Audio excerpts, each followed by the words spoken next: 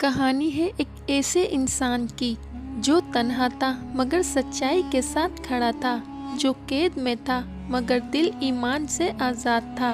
یہ کہانی ہے حضرت خبیب بن عادی رضی اللہ تعالی عنہ کی، جن کی شہادت کا ہر لمحہ عاشق رسول اور وفا کی روشن بن چکا تھا۔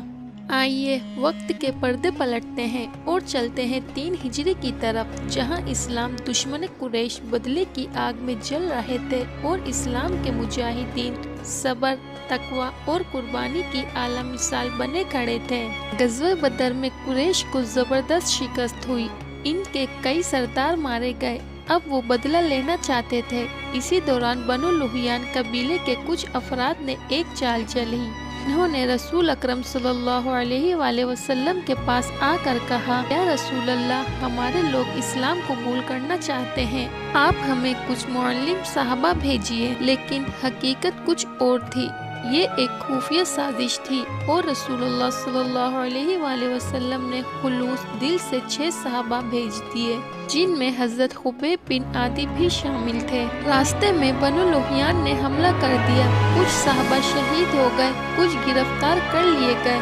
حضرت خبیب کو مکے کے کفار کو بیچ دیا گیا، جن کے رشتہ دار بدر میں مارے گئے۔ مکہ میں انہیں قید کر دیا گیا، قید خانہ نہیں لیکن ایک گھر میں زنجیروں میں جکڑ کر رکھا گیا۔ اس وقت حضرت خبیب کے پاس صرف ایک چیز تھی، وہ تھی ایمان۔ قریش انہیں اذیت دیتے، گالیاں دیتے، بھوکا رکھتے، لیکن ان کے چہرے پر کبھی شکوہ نہ آیا۔ وہ پابندیوں میں رہ کر بھی نوافل پڑھتے، اللہ کا ذکر کرتے، اور سب سے حیرت انگیز بات، قید کے دوران انہوں نے ایک بچے سے استرا منگوایا۔ کسی نے پوچھا، کیا تم اس سے بدلہ لوگے؟ فرمایا، میں حضرت محمد صلی اللہ علیہ وآلہ وسلم کا پیروکار ہوں، میں کسی معصوم کو ہاتھ تک نہیں لگا سکتا۔ بالآخر قریش نے اعلان کیا کہ خبیب کو قتل کیا جائے گا۔ پورا مکہ تماشا دیکھنے اکٹھا ہو گیا، کسی کے ہاتھ میں تلوار تھی، کسی کے لبوں پر تمسخر، لیکن خبیب خاموش تھے۔ جب انہیں قتل گاہ کی طرف لے جایا گیا تو انہوں نے کہا، کیا مجھے 2 رکعت نماز پڑھنے کی اجازت ہے؟ اجازت دی گئی۔ انہوں نے سکون کے ساتھ نماز ادا کی، لمبی نہیں کی کہ کہیں دشمن یہ نہ کہے کہ موت سے ڈر گیا۔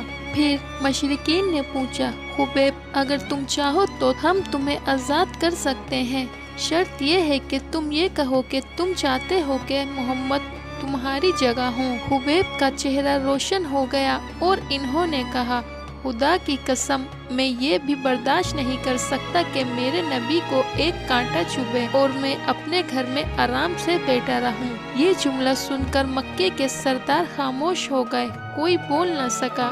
ایسا عشق، ایسی وفا، ایسی جرأت۔ پھر خبیب کو ایک سلیب پر باندھ دیا گیا، نیزے اور تلواروں سے ان کا جسم زخمی کیا گیا، خون بہتا رہا، جسم ٹھنڈا ہوتا گیا، لیکن زبان پر ذکر رسول جاری رہا۔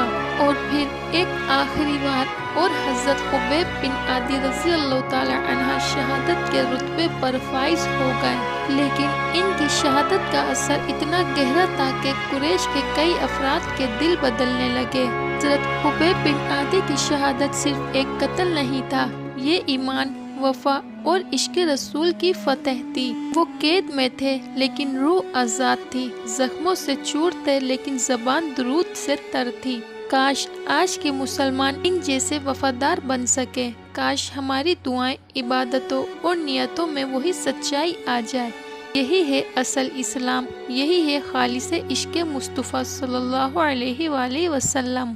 اگر آپ کو حضرت خبیب بن عادی رضی اللہ تعالی عنہ کی وفا نے متاثر کیا تو کمنٹس میں سبحان اللہ لکھیے، اور اس ویڈیو کو ضرور شیئر کریں تاکہ عشق رسول کی یہ روشنی ہر دل تک پہنچ سکے۔